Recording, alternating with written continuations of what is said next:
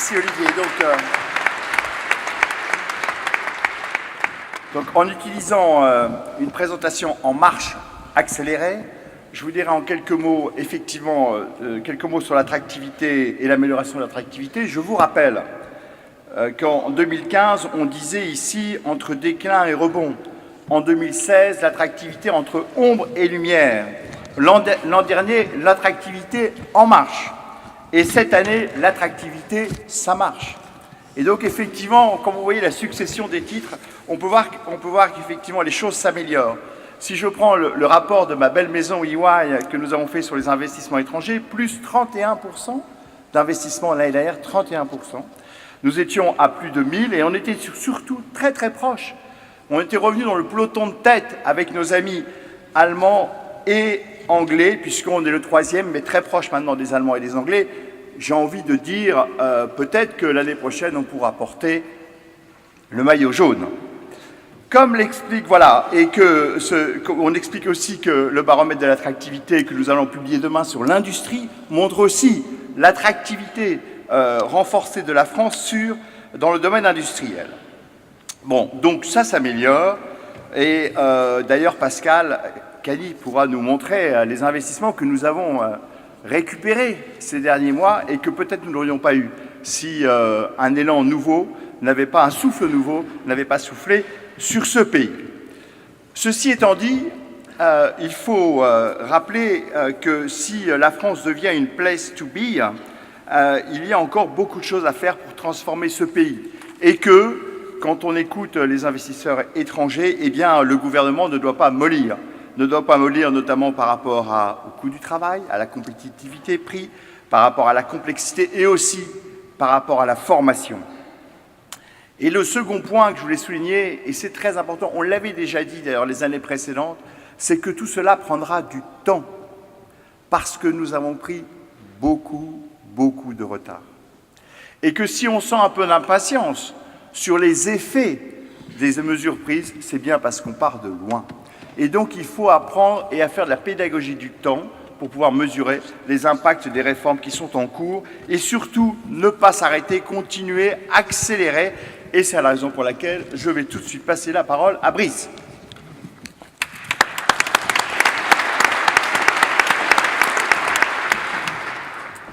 Merci. Bonjour à toutes et à tous. Je suis très heureux de pouvoir partager les résultats de cette 5e vague du baromètre que nous réalisons maintenant pour les États de la France à chaque fois.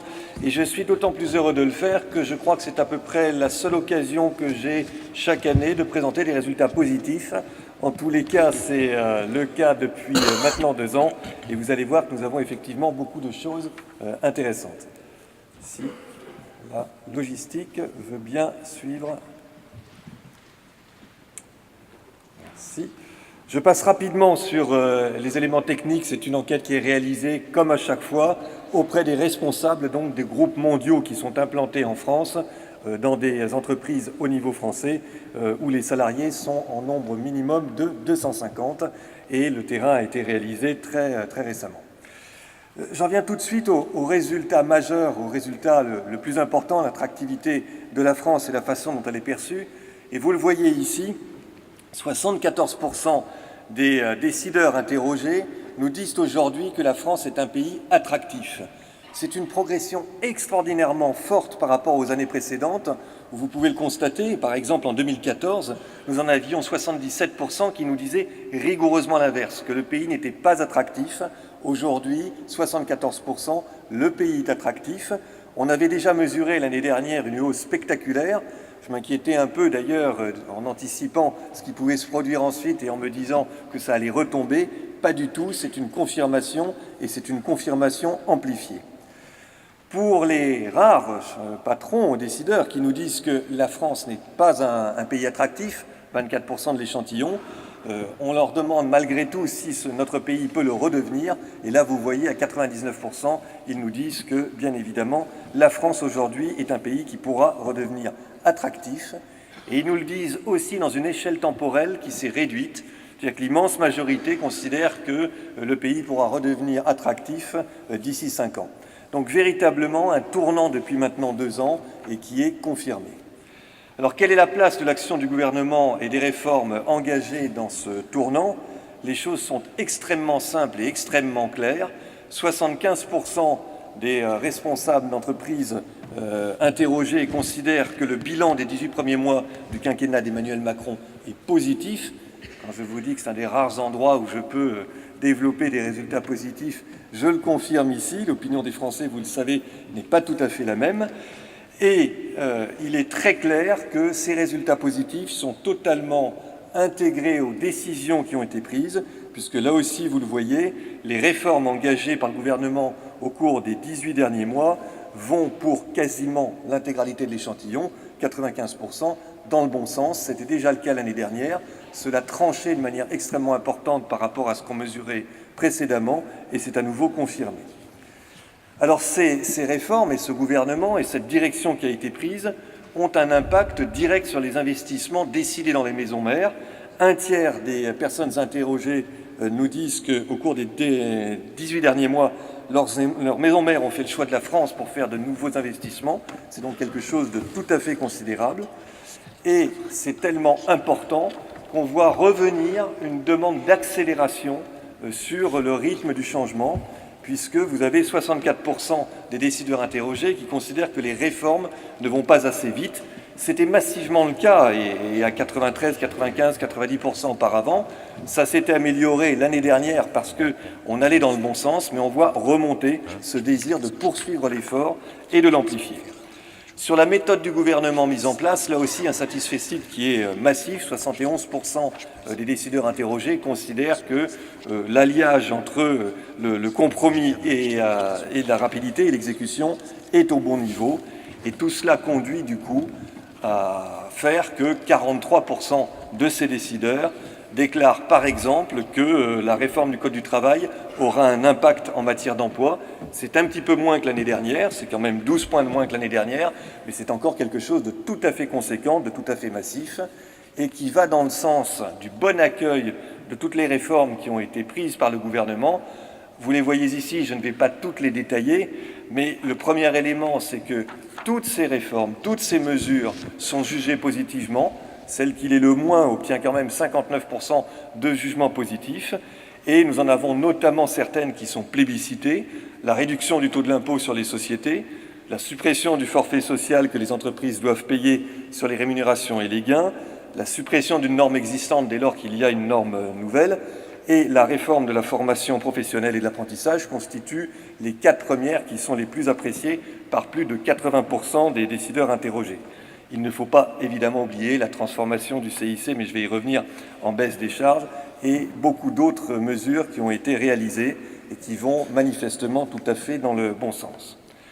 Alors, est-ce qu'à l'inverse, le renforcement du dispositif de contrôle des investissements peut avoir, aux yeux des décideurs, un effet préoccupant? En réalité, peu. Vous le voyez, un tiers nous disent que c'est préoccupant, mais 60% sont d'un avis contraire. Et ce qui constitue aujourd'hui le cœur des attentes, puisque je dis qu'il y a une demande pour aller encore plus loin et plus vite, ce qui constitue le cœur des attentes est très clair également. C'est d'abord, aux yeux des personnes interrogées, la poursuite de la réduction du coût du travail qu'il faut poursuivre. Ensuite, et quasiment au même niveau, la poursuite du coût du travail. Ensuite, la poursuite du déverrouillage du marché du travail, le renforcement de la compétitivité fiscale et l'intensification de la simplification administrative. Ce sont ces 4 moteurs qui sont aujourd'hui parmi les plus attendus. Alors, dans le contexte actuel, il y a une question que nous avons voulu également tester, vérifier, c'est l'impact du Brexit, en cherchant à savoir notamment si le Brexit pouvait renforcer l'attractivité de la France. Et là aussi, la réponse est très claire. Pour 65% des décideurs interrogés, le Brexit renforce l'attractivité de notre pays au niveau de leurs maisons mères. Et les maisons mères sont, encore une fois, partout dans le monde, aux États-Unis, en Europe, en Asie. Donc il y a là quelque chose d'important et de massif, 65%, et c'est en progression par rapport à l'année dernière. À l'inverse, l'impact de la politique de Donald Trump sur l'attractivité de la France n'est pas véritablement jugé comme étant de nature à améliorer l'attractivité. Troisième et dernière partie, j'essaye de vous présenter ces résultats rapidement et j'espère le plus clairement possible, mais ils sont tellement convergents que vous en voyez bien la direction. Quelle est l'image de la France aujourd'hui auprès des sièges mondiaux? De manière tout à fait cohérente avec les premiers indicateurs que nous avons vus sur l'attractivité de la France, l'image de la France auprès des sièges de ces groupes mondiaux est aujourd'hui positive. Là aussi, c'est un mouvement fort, c'est un mouvement qui s'amplifie et j'attire à nouveau votre attention sur l'inversion absolue de l'image que nous avions par rapport à 2014 ou 2015. Donc cette image, elle s'est améliorée massivement et là aussi de manière quasi unanime, 93%, elle est reliée à l'élection d'Emmanuel Macron. Il y a bien un effet Macron et un effet mesures prises, comme nous l'avons vu. Au-delà des mesures qui ont été prises par le gouvernement, le potentiel de la France en matière d'intelligence artificielle est perçu par ces groupes mondiaux comme tout à fait positif, à 84%, et c'est donc un enjeu tout à fait majeur, tout comme ce qu'il relève de l'innovation de rupture, puisque là aussi, l'image de notre pays est massivement, positivement perçue à 89%. Ce sont des enjeux évidemment extrêmement importants. Et donc je termine par l'indicateur pour l'avenir, qui est l'indicateur parmi les plus importants, au-delà de l'image, au-delà de l'attractivité, qui est l'intention d'investir en France dans les années qui viennent.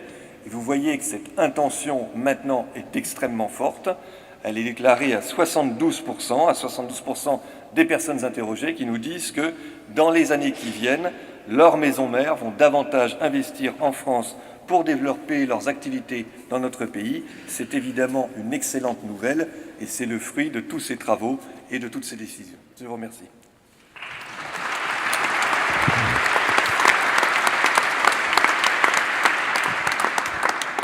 Merci Brice, bonjour à tous, je suis Dominique Seux des Échos. Nous avons une tâche terrible, c'est que nous allons être à la fois inspirés et en même temps un peu plus court que prévu puisque nous démarrons cette table ronde à l'heure où elle devait se terminer. Et donc il va falloir aller vite, mais nous allons aller à l'essentiel et nous allons compléter le message de Brice Teinturier, l'enquête auprès de vous et des responsables d'entreprises étrangères en France, complétés par des témoignages de terrain. Nous allons incarner, mettre de la chair pour voir ce qui s'est passé depuis un an. Alors je ne vous cache pas, j'avais préparé une introduction de 2-3 minutes terriblement brillante. Je vais vous l'épargner. Et juste pour vous présenter, avant de démarrer, les interlocuteurs de cette table, et d'abord Hervé Tessler de Xeros. Combien avez-vous pour vous situer, combien de salariés en France? Où est votre siège mondial? Où est votre siège en France? Bien, je n'étais pas du tout préparé à la question. Alors, on a le siège mondial est dans le Connecticut, aux États-Unis. On a 45 000 employés au plan mondial. On a environ 1000 employés en France. Et le siège social est à Asnières. Merci. Amélie Vidal-Simi, Henkel, votre voisine, même question. Alors, le siège mondial est à Düsseldorf en Allemagne, 50 000 collaborateurs dans le monde, et en France, 1100 collaborateurs, et notre siège social est à Boulogne-Billancourt. Et votre activité, ce sont On a 3 activités, je vais faire très vite, ouais. Des biens de grande consommation et des biens industriels, dans les lessives, les produits d'entretien, les cosmétiques et les cols. Merci. Emmanuel Quiles. Oui, bonjour, je représente le groupe Johnson & Johnson, dont le siège social se trouve dans le New Jersey. En France, nous sommes situés à Issy-les-Moulineaux. Le nombre de collaborateurs à travers le monde est de 125 000. Et en France, nous sommes environ 3 000. Et vous êtes plutôt une division pharmaceutique? La division pharmaceutique, consumer grand public et aussi dispositifs médicaux. Merci. Karianne Van Gemi. Merci. La maison mère de ING Bank. Alors, ING, une banque. La maison mère, c'est à Amsterdam, à Pays-Bas. Nous sommes dans plus de 40 pays. 60 000 collaborateurs, 1000 en France, et on fait le wholesale banking ici, le financement de grandes entreprises, et le digital banking, la banque en ligne avec 1 million de clients en France. D'accord. Et alors, puisque vous avez le micro, vous allez le garder. La première question, elle vous est adressée. Au fond, comment vos maisons mères ont accueilli, et c'est vous qui avez principalement la parole, ont accueilli l'action qui a été menée en France depuis 1 an et demi maintenant, depuis 18 mois? Quelle a été la réaction la réaction générale, et puis on va entrer évidemment dans le détail. Pour commencer, je suis arrivée il y a 3 ans en France et j'ai trouvé à ce temps-là un pays assez pessimiste, négatif et avec une mindset où rien semblait possible. French bashing, c'était la fashion du jour, et notamment par le français. Et ça, c'était une grande surprise pour moi. Aussi parce que je croyais tellement à la France et la force de la France, et je me sentais de temps en temps presque une ambassadrice de la France. Montrer la richesse de le pays, une population très bien éduquée, relativement riche, jeune, et une force d'innovation forte. Et il y a 18 mois, comme vous avez demandé, cette mentalité a profondément changé. Et l'année dernière, dans cette intervention, j'ai dit c'est un Français optimiste, can-do, engagé, orienté vers l'avenir, presque libéré. Et avec notamment l'élection d'Emmanuel Macron, c'est aussi l'image à l'étranger qui a profondément changé. Mais la France a commencé sa transformation. Le politique a créé un environnement favorable, mais le gouvernement Macron, ce n'est pas assez. That's not enough. L'attractivité de la France est aussi la responsabilité des business, de nous, des leaders de business. Let's do our part of the job. Soit la durabilité, soit la diversité, soit la formation. Donc la question c'est où nous sommes aujourd'hui. Et aujourd'hui, nous sommes à une croisée de chemin, crossroads. Soit nous abandonnons et nous retrouvons très rapidement le French bashing, le focus sur le négatif, soit nous engageons dans cette transformation. Et on le sait, car nous le faisons dans notre entreprise, j'ai le fait ING ici en France, la transformation c'est dur. Ça prend du temps, ce n'est pas facile, ça demande la détermination. Mais au final, c'est essentiel. Mais pourquoi est-ce qu'il y aurait peut-être du French bashing à nouveau alors que la plupart des réformes engagées vont quand même dans le sens des entreprises? Oui, mais je le sens dans toutes les discussions. Oui. Il y a 1 an, tout le monde était positif, optimiste. The sky was the limit. Et maintenant, le focus est retourné dans quelques débats sur le négatif, sur les choses qui ne sont pas déjà réussies, Mais par qui ne sont exemple pas déjà mises en place. Par exemple toutes les réformes du gouvernement, dans 1 an, on a mis en place beaucoup mieux, beaucoup plus que tous les autres pays de l'Europe a fait dans 1 an. Mais on a le focus sur les choses qui ne sont pas déjà passées. Et mon question maintenant, c'est, j'ai envie de dire, French, don't give up. France, don't give up. Pour la France, pour vous-même, mais aussi, permettez-moi d'être un peu égoïste, pour l'Europe. Parce que nous avons besoin, en Europe, en une France engagée, optimiste et vraiment investie dans l'Europe. Donc, maintenant, l'image de la France dans ma maison mère est vraiment changée. À côté wholesale banking, le financement de grandes entreprises, maintenant la France, le marché en France, c'est dans le top 5 pour ING. C'était inimaginable il y a 3 ans. À côté retail, la banque privée, on a annoncé un grand partenaire avec AXA pour l'assurance digitale pour tout le marché en Europe. On a choisi, après un grand débat en interne et une grande lobby de notre côté, on a choisi Paris pour l'équipe centrale. C'était inimaginable il y a 3 ans. Paris was not even on the list when we had the previous project.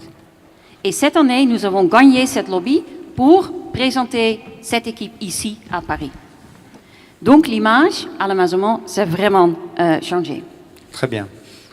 Merci. Est-ce que l'un de vous 3 veut compléter sur l'image auprès de vos maisons mères? Est-ce qu'il y a des réactions, ou des anecdotes ou quelque chose, enfin des anecdotes, non, un sentiment. Allez-y. Pas des anecdotes, mais peut-être mettre un bémol dans ce concert de louanges, parce que je pense représenter ici l'industrie pharmaceutique et notamment les laboratoires français dont les sociétés mères sont à l'étranger. C'est vrai qu'on a été un petit peu surpris sur l'approche depuis les derniers mois. On a eu un énorme investissement, un gros travail qui a été fait avec les pouvoirs publics, comme on n'avait jamais vu depuis des années, qui nous a vraiment impressionné avec l'équipe de Monsieur Macron. Pendant cet été, on a construit un nouveau plan très positif pour l'industrie pharmaceutique et qui s'est soldé par des annonces, notamment dont la sur mesure la principale croissance, était, etc. pour que tout le monde voit... Alors, principale était de retrouver la croissance pour l'industrie pharmaceutique qui en a été privée pendant 10 ans. Donc les annonces principales ont été faites autour de ce thème-là. Retrouver une croissance durable sur 3 ans, permettre un accès des nouveaux médicaments plus rapide aux patients, accélérer les essais cliniques en France. Donc beaucoup d'annonces qui ont été faites et on a été extrêmement surpris il y a quelques semaines en fait de voir arriver un projet de loi de financement de la sécurité sociale qui ressemblait étrangement à ceux des années passées. Donc moi, si j'avais un bémol à mettre, ce serait le fait qu'il faut absolument engager au-delà du politique l'ensemble des pouvoirs et des administrations qui sont impliqués dans la mise en œuvre des annonces qui sont faites par le gouvernement, parce que sinon on a totalement une déperdition en charge. C'est quelque chose que connaissent très bien les leaders d'organisation. On peut faire des annonces au plus haut niveau, mais derrière il faut qu'il y ait un suivi. Et j'allais dire, le diable là n'est pas dans les détails. Il faut savoir quand même que dans ce projet de loi, aujourd'hui, sont inscrits encore 1 milliard de baisse de prix sur le médicament, ce qui est absolument pour nous intolérable. Je rappelle que le médicament représente qu'une toute petite proportion des dépenses pour la santé. En revanche, elles sont en permanence taxées. On voit le bémol, et d'ailleurs, je note, il me semble, sauf erreur de ma part, que dans le texte que les Échos ont publié ce matin, de 62 chefs d'entreprise étrangères en France, il n'y a pas de représentants, je crois, des laboratoires pharmaceutiques. On n'a pas souhaité s'y associer cette année pour cette raison-là, parce que nous, on veut vraiment pousser les autorités à poursuivre leur engagement envers l'attractivité pour l'industrie pharmaceutique. Très bien. Maintenant, je me tourne vers vous, Amélie Vidal-Simi. Quel est, on va être très très concret, l'impact concret sur votre activité des réformes qui ont été engagées, impact positif, impact peut-être plus négatif, attente, et puis les investissements qui ont été faits ou pas faits, conséquences concrètes. Alors, l'impact de l'élection du président Macron, il a été immédiat parce que ça a beaucoup changé l'image de la France par la modernité, la jeunesse, etc. Et le fait que des mesures soient immédiatement mises en place, notamment sur le Code du travail, ont montré la détermination et la capacité de la France à se réformer. Donc, extrêmement positif. Les mesures prises dans le cadre de la loi sur le travail sont importantes parce que c'est une loi emblématique. L'image de la France a souvent été l'image d'un pays très compliqué pour faire du business. Et cette loi a permis de changer l'image de la France et du coup, de nous remettre dans la course. C'est-à-dire qu'on était peut-être même plus dans des consultations internationales.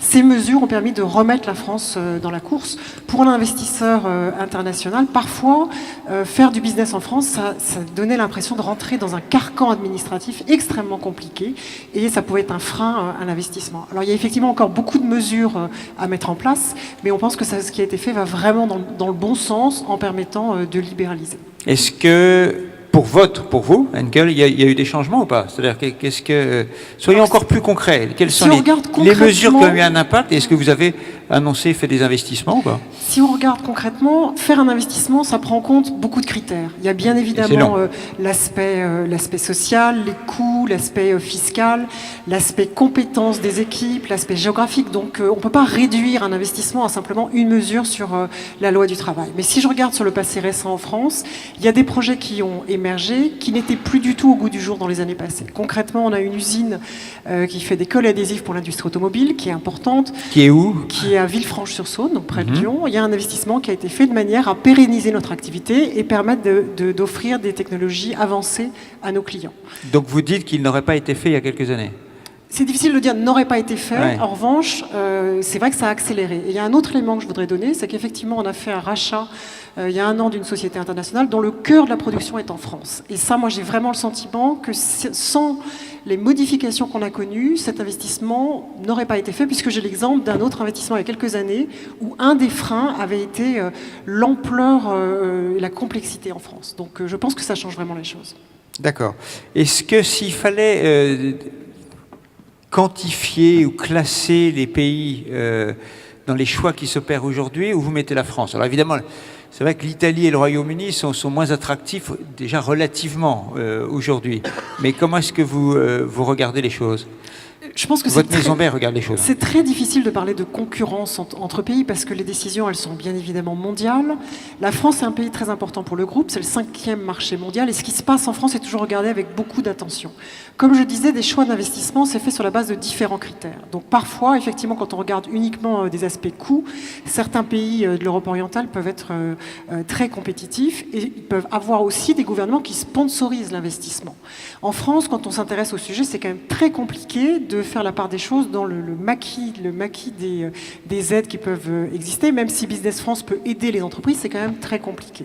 Donc sur les coûts, il peut y avoir une concurrence de certains pays. Maintenant, sur l'aspect compétences des équipes, il y a vraiment un halo très positif sur les équipes françaises. Par exemple, quand Henkel a décidé de lancer des lunettes connectées pour la maintenance automobile, on a cherché, l'enjeu c'est pas le coût, l'enjeu c'est la technologie. Attendez, et la compétence. C'est quoi des lunettes connectées pour la maintenance? C'est permettre effectivement d'assurer un service après-vente sur nos produits 24 heures sur 24, tous les jours. C'est-à-dire que vous équipez un opérateur sur une chaîne de lunettes connectées, ce qui permet à quelqu'un dans un laboratoire à l'autre bout du monde, si effectivement, compte tenu du décalage horaire ou du week-end, de pouvoir exactement donner le bon conseil, bien comprendre quelle est la problématique et de voir exactement ce que voit la personne sur la chaîne. Ça marche déjà, ça marche. Et ça marche déjà. Et effectivement, on l'a développé avec une start-up française. Donc là, le critère de choix, ça a vraiment été la compétence et la technologie et pas le coût. Hervé Tessler, est-ce que vous, votre Xerox, quel changement? Qu'est-ce que ça? Est-ce que des investissements ont été faits? Est-ce qu'il y a un résultat très concret des mesures prises par le gouvernement? Alors, je ne vais pas le prendre sous l'angle des investissements. Ce que je peux. Ah non, mais c'est mes questions quand même. Hein. Non, mais je vais répondre après. Mais dans un premier temps, j'étais moi aux États-Unis. Je vivais aux États-Unis quand Macron a été élu, et il y a eu un effet Macron absolument phénoménal aux États-Unis. Je vivais à New York. Alors, je ne sais pas si c'était aussi en réaction par rapport à ce que vous venez de vivre, mais il y a eu un effet absolument fantastique, très très positif. Très positif dans le sens où les états-majors américains ont une vue de la France qui est pleine d'idées reçues. Il y a plein d'idées reçues. Allez, donnez-en 3. La complexité, une certaine lenteur, la France est plus orientée vers la préservation des acquis que le regard vers le futur, enfin tout ce qu'on sait, ce qu'on a entendu aussi aujourd'hui un peu déjà.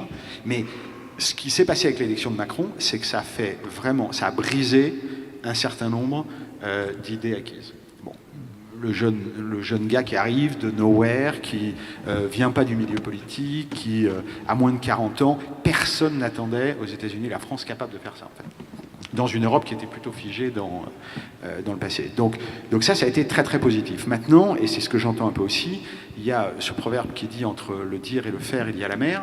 Je pense qu'il y a maintenant, on est un peu au milieu du gué, où il y a eu un certain nombre de réformes qui ont été vues très positivement, la réforme du travail, un certain nombre de réformes fiscales, mais la France est encore vue en termes d'attractivité par les sièges américains comme un pays qui reste compliqué, où la charge fiscale reste très forte et où on n'a pas encore donné au travail la flexibilité dont on a besoin, notamment si on compare avec par exemple la UK dont on parle, qui est dans le Brexit, mais qui est un pays dans lequel la flexibilité de l'emploi et le coût du travail sont beaucoup plus bas. Voilà.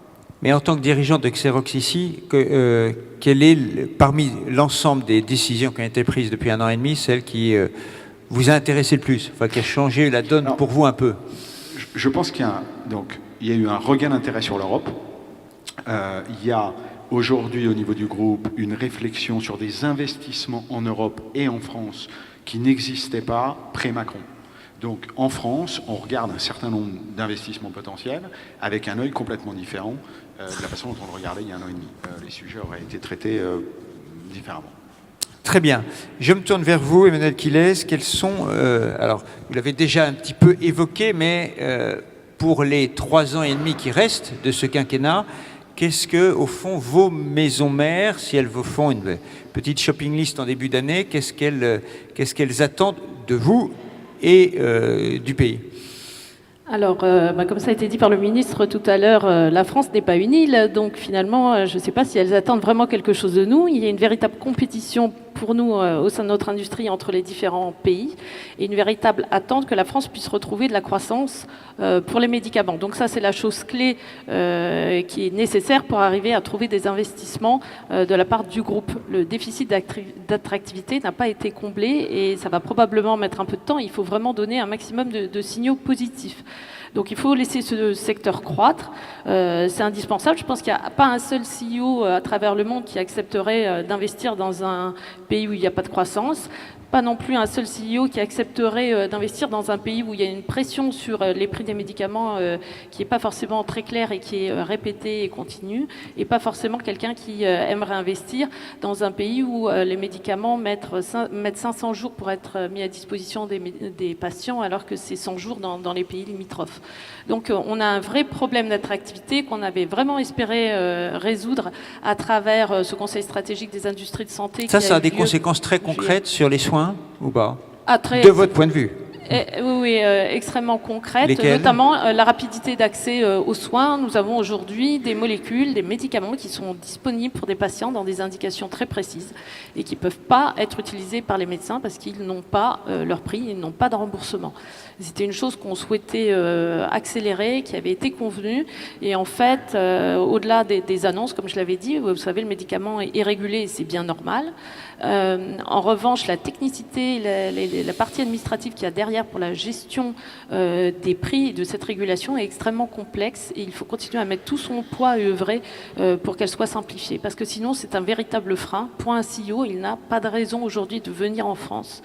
Ce qui est positif et qu'il a vu depuis quelques mois, c'est tout ce qui est fait sur ce qu'on va appeler l'open innovation. Je pense que M. Macron a cette chose très très positive dans son expression de cette connexion avec le monde et l'innovation.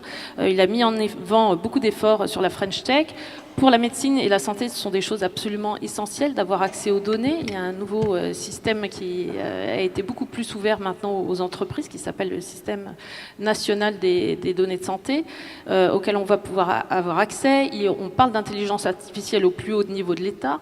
Voilà, donc ce sont des choses qui nous passionnent et qui peuvent attirer notre groupe. Mais à la fin du fin, ce qu'il va regarder quand même, c'est est-ce qu'il y a une croissance autorisée pour le médicament, puisque c'est notre business, et est-ce que les patients ont accès aux médicaments rapidement, parce D'accord, que mais c'est ça aussi un signe de progrès social. c'est votre secteur spécifiquement en tant que responsable d'entreprise. Bon, j'imagine qu'il y a beaucoup d'autres choses que vous regardez. Qu'est-ce que vous attendez en une phrase sur d'autres sujets au-delà de la politique Je dirais principalement la simplification administrative. Je crois que ça a été soulevé à plusieurs moments. On a quand même une organisation qui est compliquée et je pense qu'il y a la bonne volonté d'aller dans le bon sens, mais la confiance ne naîtra qu'avec des signes positifs d'action. Voilà, on a besoin d'action, de fait. Très bien. Je reviens vers vous, Hervé Tessler. Comment Xerox, aujourd'hui, dans le Connecticut, où la France est située. En fait, dans la liste des investissements, vous avez parlé du regard, ça c'est une chose, mais quand on regarde les choses en dur, les indicateurs en dur, où la France est-elle située? Alors d'abord, sur un plan, le poids relatif de la France dans le business global de Xerox est très important. Donc la France est notre 3e ou 4e, suivant les années, pays par revenu, donc c'est forcément un pays qu'on regarde de très près. Et aujourd'hui, je l'ai dit précédemment, on a des choix potentiels d'investissement à faire en Europe. D'abord, il y a, je le répète, un regain d'intérêt pour l'Europe, et c'est bien, sur les investissements en Europe. Et là, on a des choix à faire entre 2 ou 3 pays en Europe, et on parlait de la compétition entre pays en Europe. On est plus dans un schéma de coopétition, où on coopère, on a des projets en commun, et puis il y a des moments où on est en compétition. La France tient bien sa place dans les choix qu'on va faire. Ce que je veux répéter, c'est il faut vraiment, je pense qu'il y ait une accélération, une amplification des réformes pour que les headquarters américains se sentent plus confortables, parce qu'encore une fois, ces idées acquises restent valides, ces idées préconçues, et il faut qu'on travaille tous à casser ça, à briser ça. Une question maintenant peut-être à vous tous, et en commençant par vous, Karianne Van Gemink, c'est au fond quel est l'impact, alors c'est plus politique, l'impact de l'accroissement des tensions dans les relations internationales, du Brexit, des populismes, quel est l'impact sur vos business respectifs? Le Brexit, pour moi personnellement, c'est quelque chose que maintenant je regrette infiniment encore. Et je pense on est en train de sous-estimer l'effet pour le long terme.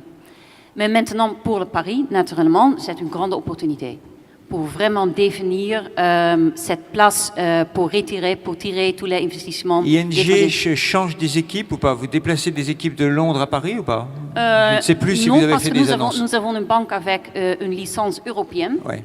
Donc, d'Amsterdam, de Bruxelles, de Paris, on peut faire tous Vous les avez le business. passeport. Mais on voit déjà la concurrence dans le marché pour les banquiers, pour les experts de risque. Donc, on voit déjà l'impact. Mais l'impact, en tout cas, naturellement, pour Paris, c'est positif. Je pense que le populisme, c'est un terme qui, pour moi, c'est un peu trop limité. Je pense maintenant on est dans une vraie crisis of trust de middle class. C'est plus que le populisme. C'est vraiment quelque chose qui est profond maintenant. Maybe I should do this in English. We living in a crisis of trust of the middle class, and it's much more than the man in the street. It's really your neighbor, your sister. So it's something that if we don't win back that trust, as governments, as business, as individual leaders, as media, if we don't win back that trust, we will lose election after election. We will lose the trust in the international institutions that we need so much, whether it's the European Union or the World Trade Organization. We need those institutions to function. And if we continue to govern our world like we do today, we will lose the European elections and it will become even more difficult, while the challenges ahead are even bigger. L'impact est bien plus Excusez-moi général, pour le faire évidemment. en Non, mais je crois anglais. que tout le monde a pigé. Tout le monde a compris. Qui d'autre veut réagir? Jean-Pierre aussi, mais allez-y. Alors, chez Henkel, on est peu exposé en Angleterre parce qu'on est très peu présent. En revanche, le fait que ça affaiblisse l'Europe dans un périmètre global, forcément, ça a des conséquences. Je voudrais juste revenir sur le sondage qui a été présenté. On voit que la hausse de l'attractivité dans la perception est spectaculaire, mais on sait que l'image, ça peut vite basculer en négatif. Et je pense que c'est extrêmement important de donner un signe comme quoi on continue les réformes, parce que c'est vraiment ce qu'attendent nos maisons mères, de se dire qu'on ne s'arrête pas à la première difficulté. Et bien évidemment, les images qui sont aujourd'hui exploitées à l'extérieur des Gilets jaunes sont très risquées parce que ça donne une image de blocage de la société. Ce que le président Macron et le gouvernement ont très bien réussi, c'est effectivement avancer malgré des résistants jusqu'à maintenant, notamment sur la réforme du travail. Et je pense que c'est important de montrer que ce rythme de réforme va continuer. Ok. Quelle autre réaction? Oui. Jean-Pierre veut dire un mot? Peut-être sur le Brexit, une certaine inquiétude parce qu'en fait le sujet de la santé à travers le Brexit n'a pas vraiment été discuté. Ouais. Donc on pourrait être inquiet de pénurie de médicaments notamment parce que la régulation n'a pas été définie. On ne sait pas du tout dans quel cadre ça s'exprimerait dans le futur. Jean-Pierre enfin. Oui, très rapidement, sur les réformes, je voudrais insister sur le fait que la mère des réformes n'est pas encore vraiment engagée. C'est la réforme des dépenses de l'État, de la sphère publique, et qu'il y aura de confiance sur la durabilité des autres réformes que si on baisse la part des dépenses publiques. Et donc ça, c'est un projet très important et qui doit être maintenant lancé. Mon deuxième point, très important que vous soulevez sur le populisme et sur l'Europe, moi je voulais dire, on ne dit pas assez que l'Europe est essentielle au développement de nos entreprises et au développement de notre pays, que la France est un lieu de stabilité dans l'Europe d'aujourd'hui, quand on compare aux autres grands pays, UK, l'Italie, même l'Allemagne aujourd'hui, et que c'est un avantage extrêmement important. Et donc on a un devoir de maintenir cette stabilité. Et je voudrais après lancer un appel à vous tous et à nous tous, c'est qu'il faut qu'on se mobilise pour les élections européennes et qu'en tant que décideur économique, on doit expliquer dans nos entreprises, autour de nous, en quoi l'Europe est importante pour le développement, la croissance et l'emploi. Et que si les chefs d'entreprise dans cette salle ne se mobilisent pas pour que l'ensemble de leurs salariés, de leur environnement, aillent voter, eh bien effectivement, on a un risque renforcé de voir arriver au pouvoir en Europe plus de populisme. Et donc c'est notre responsabilité aujourd'hui d'inciter notre environnement à aller voter. Et pour ça, expliquons en quoi l'Europe est importante pour le développement économique et pour le bien commun de tous. Merci. Juste un mot. Est-ce que quelqu'un aura envie de réagir à une actualité très récente, qui est, en tant que chef d'entreprise, comment vous réagissez à ce qui passe dans l'affaire Nissan-Carlos Ghosn? Alors, mon voisin me dit quelle affaire? Quelqu'un veut réagir? Le micro est à gauche. Quelle affaire? Je ne sais pas. Après, je pense qu'on ne peut pas parler tant qu'on n'a pas d'éléments concrets. Moi, mon seul commentaire, c'est qu'en tant que chef d'entreprise, je pense qu'on doit être rôle modèle vis-à-vis de ses collaborateurs. On doit être, pardon? Rôle modèle. Exemplaire. Voilà. Ce qui sort dans la presse aujourd'hui ne montre pas d'exemplarité, mais je ne peux pas juger. Personne d'autre? Mais une certaine prudence. Merci à vous, merci de cette table ronde, merci de l'accélération. Nous sommes des simples mortels, ni ministres, ni prix Nobel, et donc nous avons compressé un tout petit peu le temps, et je vous remercie, et je passe tout de suite, je redonne la parole immédiatement à Jean-Pierre, peut-être. Ah, vous vouliez dire un mot? Allez-y, allez, pardon. C'est vraiment c'est un cri de cœur, naturellement pour l'Europe, et je suis totalement d'accord, mais un cri de cœur pour le chômage en France. Le taux de chômage maintenant, c'est 10%, presque 10%. Aux Pays-Bas, c'est moins que 4%. La différence, c'est profonde. On a une société avec insiders et outsiders. Et le chômage de jeunesse, c'est plus que 22%. Une de 5 jeunes commence sa vie professionnelle sans emploi. C'est une grande force d'instabilité pour la France dans l'avenir. Et ce chiffre, c'est encore plus élevé pour les jeunes d'origine étrangère. Donc c'est quelque chose qu'on doit mettre ensemble en place avec le gouvernement et toutes les grandes entreprises. Mais c'est vraiment quelque chose qui, pour moi, c'est très important à adresser. Merci à vous. C'est le mot de conclusion. Merci à vous.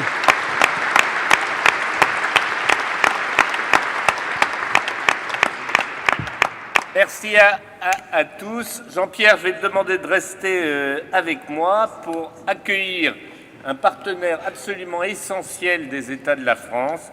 Il s'agit de Pascal Cagny, ambassadeur délégué aux investissements internationaux et président du conseil d'administration de Business France, qui va relever avec brio le défi en 15 minutes de nous faire passer des messages essentiels. Non, écoute, je vais être très rapide. Pascal, c'est un ami de la famille, de la grande famille des entreprises françaises, des entreprises étrangères.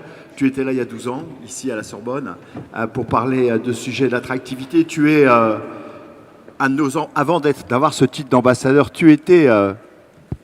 Ah, on m'a coupé le son. Donc tu étais l'ambassadeur français brillant et qui a réussi des développements d'entreprises extrêmement importantes comme Packard-Bell Compact ou bien entendu chez Apple.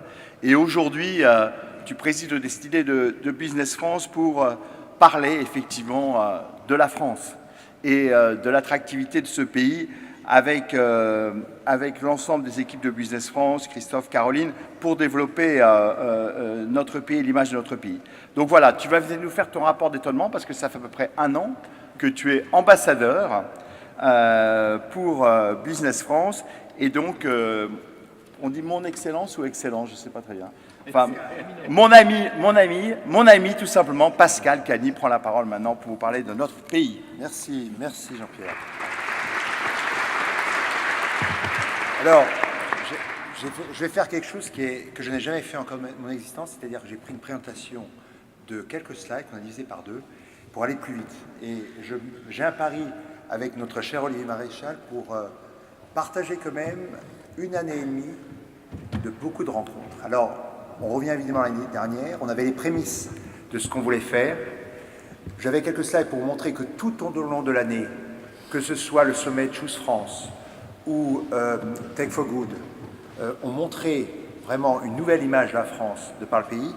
Mais je vais vite aller sur les conclusions qui sont les nôtres, puisque cette image nouvelle de la France, vous l'avez déjà vue, Brice en a parlé, et donc j'aimerais juste partager avec vous 4 convictions qui vont renforcer un petit peu ce qui a été déjà dit dans cette table ronde brillante.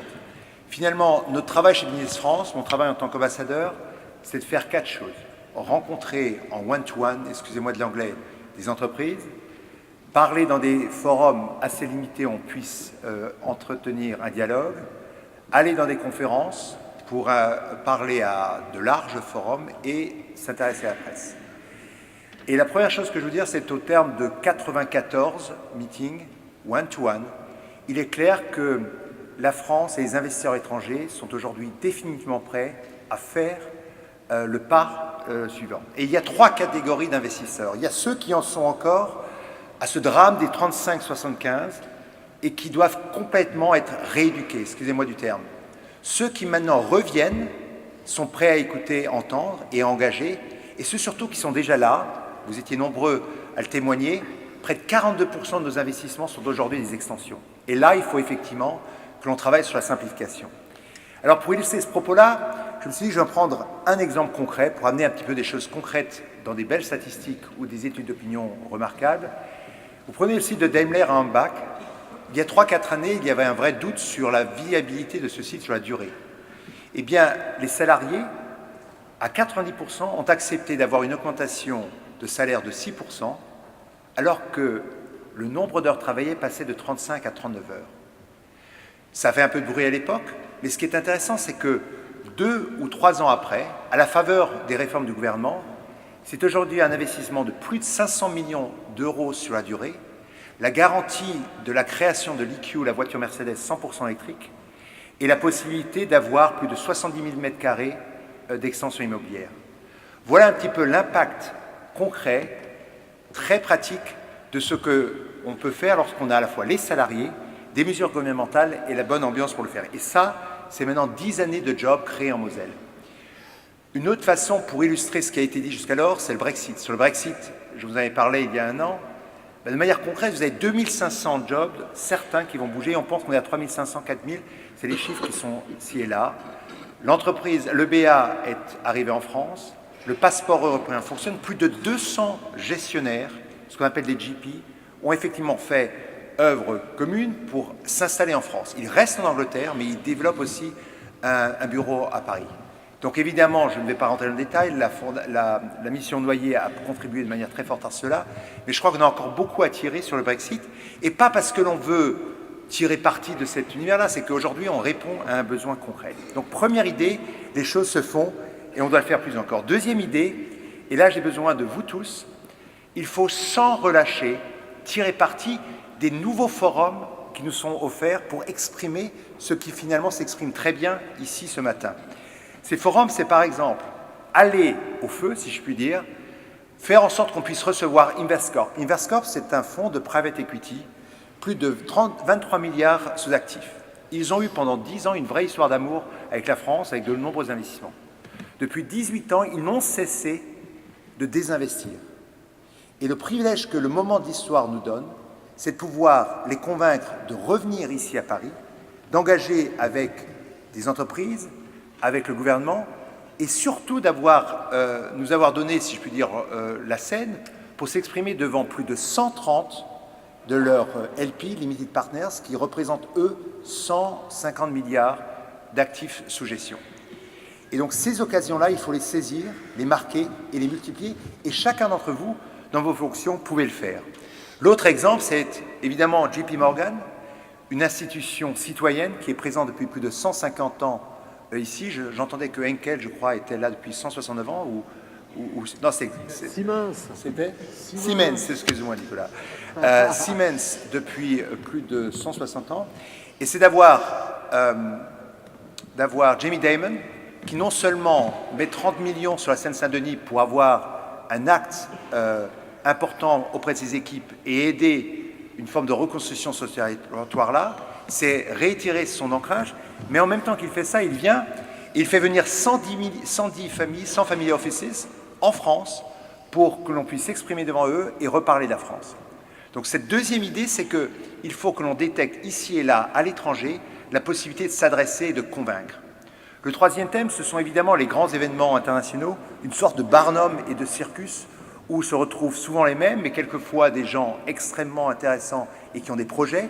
Et là, on parle évidemment du Davos, mais c'est aussi aller au Davos mexicain, Cumbre Negocios, à Guadalajara, et se rendre compte sur ce pays où on a en fait créé, nous, Français, 220 000 emplois, alors qu'il y en a moins de 10 000 faits par les entreprises mexicaines ici.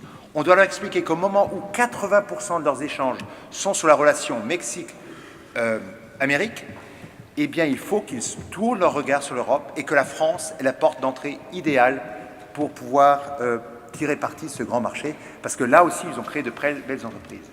C'est aussi un autre événement, c'est faire en sorte que ces médias, qu'il faut apprendre à dompter et adopter, tels que Fortune, qui depuis plus de 19 ans n'était pas revenu à Paris pour le Global Fortune Forum, acceptent de revenir le 18 et le 19 novembre avec le haut patronage du président de la République et qui va nous permettre d'avoir tout au long de cette année à la fois une couverture média, un échange pour que, après cette année extraordinaire que nous venons de voir, nous puissions continuer à débattre, à rebattre et à expliquer ce que sont les atouts de ce pays. Et enfin, il faut aussi poursuivre inlassablement, et vous l'avez fort bien fait ce matin dans les Échos, Le Figaro, les Échos, Le Figaro, l'Opinion et autres, cette bataille auprès des médias qui sont plus positifs. Avoir les premières de couve du Financial Times ou avoir TechCrunch qui parle de la France comme finalement quelqu'un qui peut devenir un tech power, quand vous êtes dans la vallée, quand vous êtes dans la East Coast, quand vous êtes à Shenzhen en Chine, cela a un impact extrêmement puissant. Donc ce travail-là, c'est un travail commun qui doit nous regrouper et nous permettre de faire en sorte que là aussi, après plus de 20 années de French bashing, le Nouvel Économiste, décembre dernier, reconnaissait que nous étions le pays de l'année. Et je vous assure que bientôt, vous allez regretter le French bashing, parce que on a quand même eu des premières de couve exceptionnelles. Hein. La Time Bomb at the Heart of Europe, une bombe à retardement au cœur de l'Europe, c'était la première de couverture il y a 2 ou 3 ans. Regardez le marché, le chemin parcouru aussi brièvement. Alors une fois que j'ai dit tout ça, dans notre agence, qui est votre agence, nous avons un rapport, le tableau de bord de l'attractivité, qui est avec 123 indicateurs, et il est à votre disposition aujourd'hui. Vous allez pouvoir mettre des faits et des chiffres sous ce qui est aujourd'hui encore plutôt l'air du temps. Et sur ces faits et chiffres, je ne vais pas détailler, pour les raisons de temps qui sont les nôtres, tout le détail, mais il y a en gros un carré magique que nous sommes en train ensemble de bâtir. Ce carré magique, il repose sur la première idée qui est créer un pays ouvert et accueillant. On est très loin de la circulaire Guéant d'il y a 10 ans, pardonnez-moi. On est complètement dans la logique de ce que fait le président Macron lorsqu'il est à l'ONU ou lorsqu'il est devant l'Arc de Triomphe le 11 novembre en parlant de multilatéralisme, et tous les chiffres l'ont montré. Nous sommes beaucoup plus accueillants. C'est le Premier ministre Philippe qui dit aussi qu'on doit passer de 250 à près de 500 000 étrangers, les garder pour qu'ils contribuent à la création de richesses chez nous. Le pays innovant, je ne vais pas vous en parler puisque qui mieux que Gérard Mourou pouvait illustrer cela, mais j'aimerais juste vous rappeler combien le sujet est important. Vous tous, entreprises étrangères, représentez moins d'1% des entreprises, mais 11% des emplois. Il faut expliquer, et aussi aux Gilets jaunes, quel est l'impact de ces entreprises étrangères. Elles font 21% de la recherche et développement et près de 30% de l'export. Donc il faut revenir avec une pédagogie et montrer les choses et les chiffres. Donc pays innovant, vous le savez, je ne vais pas le dire, mais je ne pouvais pas ne pas brièvement aujourd'hui vous parler du troisième élément de ce carré magique, qui est tirer parti de la révolution numérique et avoir et bénéficier de ce changement de culture. Là, vous le savez, 60% de nos gamins de 18 à 25 ans aujourd'hui disent qu'ils veulent devenir entrepreneurs. Il y a moins de 6 ans, ils n'étaient que 10%. Le taux de création d'entreprises est un des plus forts. Nous sommes le 2e pays en matière de croissance nette d'entreprises et essentiellement 600 000 nouveaux business sont faits. Mais les chiffres sont encore plus intéressants, c'est que, à la différence d'autres pays européens, nous créons de manière nette des entreprises parce que nous avons maintenant un taux de mortalité qui est plus faible. Ça, c'est nouveau et c'est ce que vous retrouvez dans ce tableau que je vous invite à consulter. C'est aussi les encours aux entreprises qui, depuis la crise 2007, sont nettement supérieurs sur le territoire national. Il faut rebâtir les bilans de nos entreprises, leur donner les moyens pour aller plus à l'export et faire cette recherche et développement. Enfin, je ne pouvais pas, venant de là où je suis, vous parler de l'explosion du capital risque et de ce qui est vraiment les choses concrètes. Aujourd'hui, il faut moins de temps entre différents tours et on met plus d'argent dans chacun des tours de financement. Donc ça, c'est ça qui est important puisque ça veut dire qu'on se donne plus de moyens pour réussir au global et on a créé une bonne idée. Quelquefois, les Français ont de très belles idées. Ce logo qui est le French Tech avec ses 22 hubs un peu partout dans le monde qui ont vraiment participé à ce changement d'image. Alors, la 4e bataille sur ce marché magique, c'est évidemment la reconquête industrielle. Quelques chiffres. 12% du PIB français sur l'industrie, 23% en Allemagne. 7-8% de nos gamins 18-25 en formation continue, 20% en Allemagne. Vous avez un delta de 4-5 points d'emploi, et donc on doit revenir à l'industrie.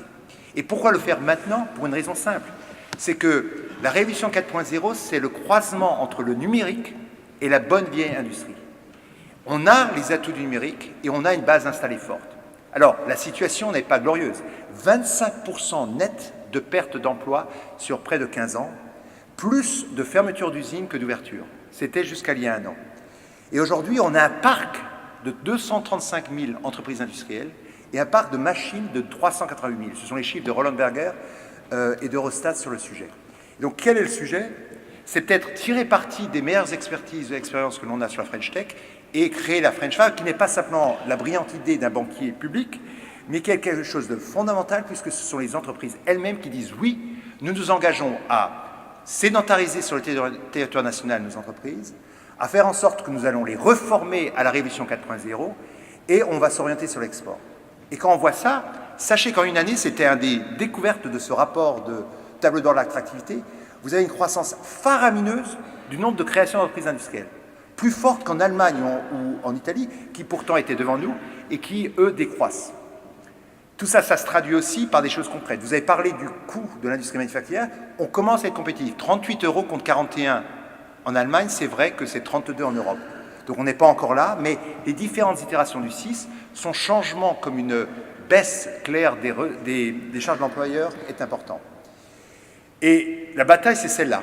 C'est se robotiser. Oui, le paradoxe, au moment des Gilets jaunes et d'une crainte, de peur, c'est de se robotiser plus vite. Et là aussi, je dois avouer que moi, homme d'entreprise, quand je vois un gouvernement qui me donne une suramortisation pour au moins les PME, qui me permet d'économiser 11% sur mes prochaines machines et mes prochains robots, je me dis qu'on est sur la bonne voie. Mieux encore, vous allez partout en France, puisque vous savez que l'image est tellement importante aujourd'hui, vous allez voir des vitrines. On est en train de bâtir des vitrines, c'est le Conseil national de l'industrie qui travaille là-dessus, lui-même qui il fait. Et mieux encore, dans l'endroit même où Chanel fait des défilés depuis plus de 10-15 ans, dans l'endroit même où vous et moi, nous allons voir des expositions photo et culturelles, nous amenons l'usine. L'usine extraordinaire qui est aujourd'hui pendant 2 jours, 3 jours en exposition au Palais et que je vous invite de voir parce que c'est notre aptitude à iconiser l'usine et remontrer que c'est important qui fera que la France pourra revenir de ces 9% à ces 4-5%, 6% d'emploi qui est la vraie bataille de cette génération. Et sachez qu'on a le début du frémissement. C'est-à-dire qu'on a plus de création d'usines que de perte d'usines. Et pour la première fois depuis 15 ans, on recrée des emplois. Il y a maintenant plus de débat sur le sujet. Donc voilà un petit peu ce qui est en cause. Et pour illustrer cela, sachez qu'il faut aussi se rappeler de ses atouts. Nous sommes aujourd'hui le pays qui, face à 28 ou 27 concurrents européens, une fois sur 5, lorsqu'ils songent, quand on vient d'extérieur et qu'on veut créer un centre logistique ou une usine manufacturière, on vient en France. Donc la France part de haut, réussit très bien. Et plutôt que cette autoflagellation constante, il faut rappeler ces bonnes nouvelles jour après jour. Donc voilà le carré magique que, sans le savoir ou de manière totalement consciente, nous bâtissons ensemble. Il faut sans relâche le faire. Et là-dessus, j'ai besoin de vous tous pour être les porte-parole de cette activité renouvelée. Ce que fait Denise Hervé-Acquis depuis maintenant plus de 20 ans est exceptionnel. Nous regrouper ici est un privilège. En parler à l'extérieur est une obligation. Et c'est celle que je vous propose. Et notre job chez Business France, mon travail, pour moi qui espère être un de vos pairs, c'est de vous donner une boîte à outils. Cette boîte à outils est simple. Ce tableau, Facts Figures en anglais, c'est la chose essentielle parce que c'est la seule façon de pouvoir supporter le message et d'être crédible. Et tout au long de l'année, nous égrenons votre vie, si je puis dire, de multiples publications que je vous invite, je vous enjoins d'utiliser. Deuxième idée, c'est faire en sorte que vous utilisez la plateforme de l'actualité qui est live, qui existe aujourd'hui, pour que, quand je regarde les monthly unique visitors, c'est-à-dire les visiteurs uniques mensuels, ça ne cesse de croître. Faire en sorte que vous utilisez aussi ce document, qui est un document de synthèse, Choose France, le prochain sommet du 21 janvier, qui est un travail conjoint, on parlait de simplification, entre Bercy, Le Quai et Business France, et qui regroupe nombre de data. C'est faire ensuite, quand vous avez attiré des talents qui puissent aller voir sur Welcome France, et puis abonnez-vous aussi dans ce monde moderne à LinkedIn, où l'équipe Business France vous mettra de manière récurrente, régulière, sinon tous les jours, du moins chaque semaine, des informations pertinentes pour notre propos. C'est enfin aussi le fait, et c'est nouveau, j'ai découvert qu'il y avait un calendrier diplomatique qui, de manière régulière, mentionnait à l'ensemble des ministères quel homme politique étranger venait en France. On est en train de mettre en place le calendrier de l'entreprise pour que vous puissiez avoir ce contact direct avec nos hommes politiques. Ils sont très demandeurs et très preneurs. Et enfin, évidemment, vous avez une agence de 1500 personnes qui couvrent l'export, l'image et l'Invest. Sur l'Invest, on a aujourd'hui avec Caroline plus de 120 personnes qui sont là pour vous servir. Je vais finir par une brève présentation parce que j'ai encore 2 minutes et je voulais quand même amener ces images parce qu'on sait qu'une image, c'est l'équivalent de 1000 mots. À tout de suite.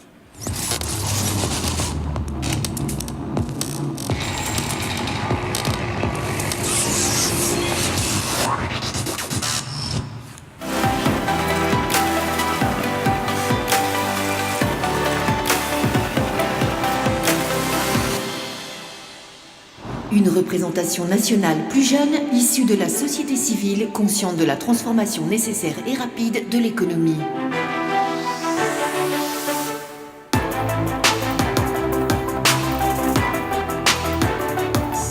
Des investissements conséquents pour l'apprentissage et la formation continue pour répondre aux besoins des entreprises. Des mesures de libéralisation de l'économie pour faire grandir les PME et ETI françaises, les rendre plus compétitives et qu'elles s'internationalisent. Plus de flexibilité, un dialogue social renouvelé, un taux d'IS stabilisé dans la moyenne européenne. Un engagement partagé dans la lutte contre le réchauffement climatique. La révolution économique de l'Hexagone s'est accélérée ces derniers mois, dans les esprits comme dans la réalité du quotidien. Culturellement, cela se traduit par des Français réconciliés avec l'entrepreneuriat. Monter sa start-up et devenir chef d'entreprise est désormais à la mode et pourrait bien devenir la norme. Un renversement qualifié de stupéfiant par The Economist en décembre 2017.